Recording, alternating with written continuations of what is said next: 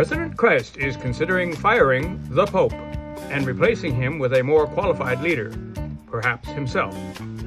However, he might be too busy since he already holds the job of the Pope's boss. The boss's evangelical advisor says that saying no to Trump is saying no to God. Not to idolatrize or anything, but that's against the First Amendment. Commandment. Something. To be fair, Boss has not tweeted a picture of Leo as an ape. Hold breath. Meanwhile, MCJD says the church should concern itself with morality, not peace. Many people see wars of aggression as a moral question. What is it exactly that Vance does not see? Another question. Does God swear? He, she, or they is certainly erratic, like Donald J. Christ himself. Because of this and other behaviors, Prez Jesus is being critiqued by a number of former supporters for being a, genocidal lunatic, insane, clearly not well, unhinged, out of control, batshit crazy, incoherent, deranged, mentally ill, and given to tantrums. Not to mention tangents. Supporters say that what critics call psychosis, they call strategy. Or, for you old folks, strategery. Strategery. Something. Of course, the critics are suspect since they are all low IQ. And not only that, they're stupid people. Also, Mad King looks pretty sane next to the melting Antarctic glacier that will raise sea levels by 2 feet before your grandkids are 3 feet tall. Now that's demented. And also, of course, fake news. Aside from being science.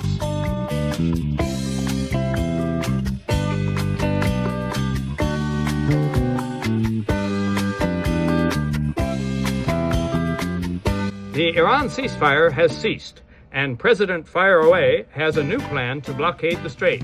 Why, you ask impertinently? The Allies, which is to say us, demand that Iran stop the enrichment of schools and hospitals, or we will bomb more of them. Speaking of bombs, young people grappling with the complications of young adulthood will no longer have to register for the military draft. Like the wars it facilitates, it will be automatic.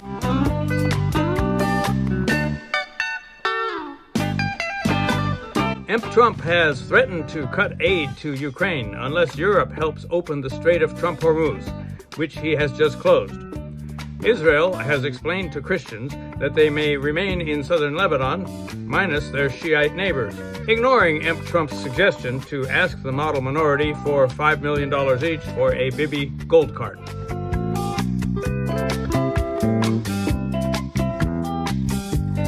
It appears a majority of Americans oppose the illegal, immoral, failing war on Iran, but it's actually about 75% over at Truth Social.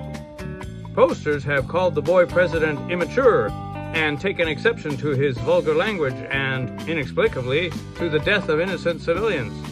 The MAGA-sites apparently believe the government should stick to breaking up families and cutting health care. And speaking of firing, when in doubt, fire the judge.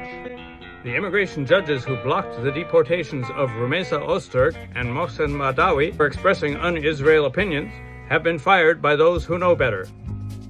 Daddy's home, and he knows best.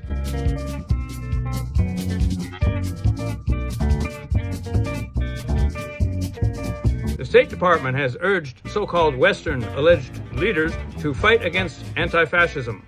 Why? Quote, Antifa is fascism.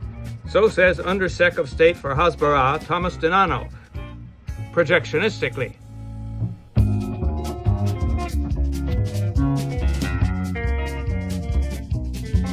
The Opposites Day initiative is led by respected democracy proponent Sebastian Gorka.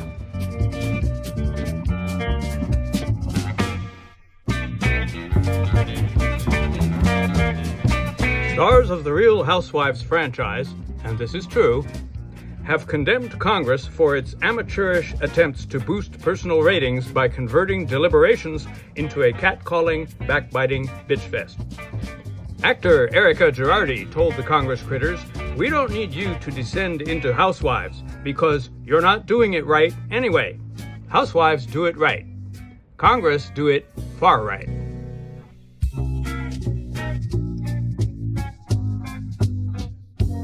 In response to Dear Leader's escalation of profanity in anti-diplomacy, New Jersey legislators are considering a bill entitled Fight Unlawful Conduct and Keep Individuals and Communities Empowered. Environmental Prevention Agency head Lee Zeldin continues his crusade to overheat the planet, revoking the endangerment finding, which had given the government license to regulate greenhouse gases instead of just adjusting coastlines and moving a few billion people to higher and cooler ground.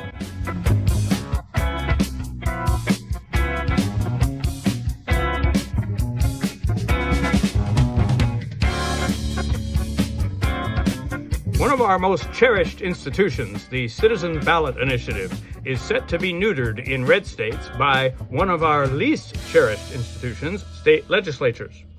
The legos are throwing up obstacles right, high, and low, raising minimum passing margins, charging fees to validate signatures, and tossing out initiatives if one canvasser makes one mistake. Ledge ghouls claim that voters in rural areas shouldn't be crushed by the tastes of urbanites. Crushed, that is, by rising wages and reproductive rights, which may violate their religious principles against workers having roofs and women not using coat hangers. The guardians of the heritage myth go so far as to claim that the founding fathers never intended to have a pure democracy.